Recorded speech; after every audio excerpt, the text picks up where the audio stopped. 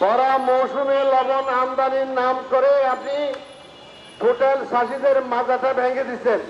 1 লক্ষ metric ton না, 6 মাস পরে আপনারা সাংবাদিক ভাই একটু নোট করে রাখেন, এই বাংলাদেশের 18 থেকে 20 কোটি মানুষের লবণের চাহিদা মেটানোর জন্য কমপক্ষে 10 লক্ষ মেট্রিক টন আমদানি করতে হবে।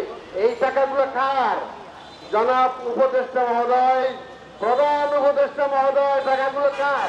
আমাদের গরিব দেশে আমাদের চাষিরা যে আমাদের যে চাহিদাটুকু মেটাচ্ছে, সেই চাহিদার স্বার্থটুকু না দেখে কার স্বার্থে লবণ আমদানি করতেছেন, আশা করি জিনিসটা অবশ্যই যাচাই করে দেখবেন।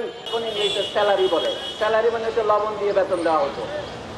লবণ ছিল একসময় টাকার বিকল্প, কারণ সবার লবণ লাগে। খাদ্যে যদি লবণ না হয়, যত মজার গোস্তই হোক না কেন কোনো মজা হবে না।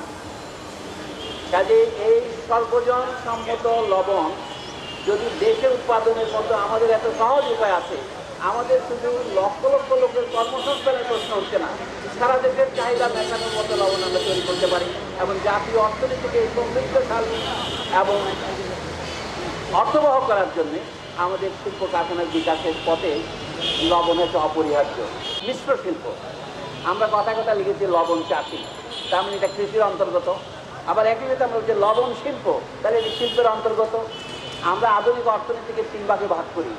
প্রাথমিক শিল্প হচ্ছে কৃষি, দ্বিতীয় শিল্প হচ্ছে শিল্প কারখানা, আমার তৃতীয় সেক্টর আছে, সেটা হচ্ছে আমাদের সার্ভিস, আমাদের উচ্চশিক্ষা, আমাদের চিকিৎসা, আমাদের জাত অন্নকাণ্ডা কারখানা।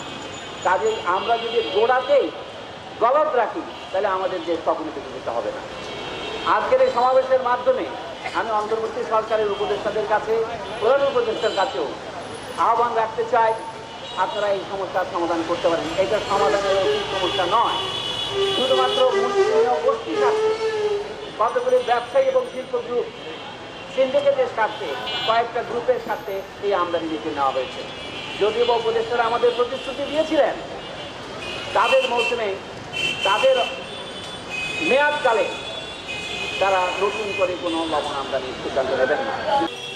আমাদের বর্তমান সরকারের কাছে এই কথাটাই জানতে চাচ্ছি, কাকে খুশি করার জন্য 1 লক্ষ মেট্রিক টন লবণ আমদানি করার পারমিশন দেওয়া হয়েছে?